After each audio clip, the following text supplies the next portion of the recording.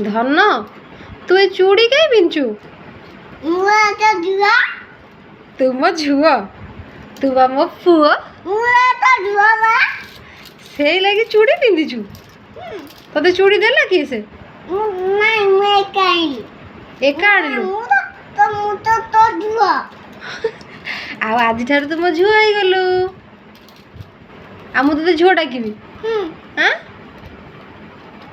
ହଉ ହଉ ଠିକ୍ ଅଛି, ଆଜିଠାରୁ ବାବୁନୁ ହେଉଛି ମୋ ଝୁଅ।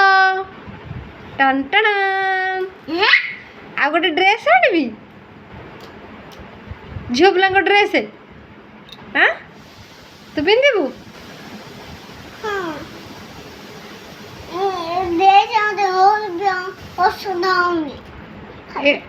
ଏ ଡ୍ରେସ୍ ପସନ୍ଦ ହଉନି?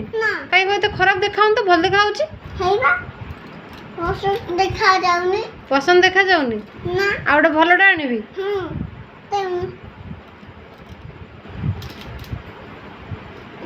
ହଉ କାଲି ଆଣିବି। ଆଉ କାଲି ବାପାଙ୍କୁ କହିବି ଗୋଟେ ଭଲ ଝିଅ ଡ୍ରେସ୍ ନେଇକି ଆସିବେ।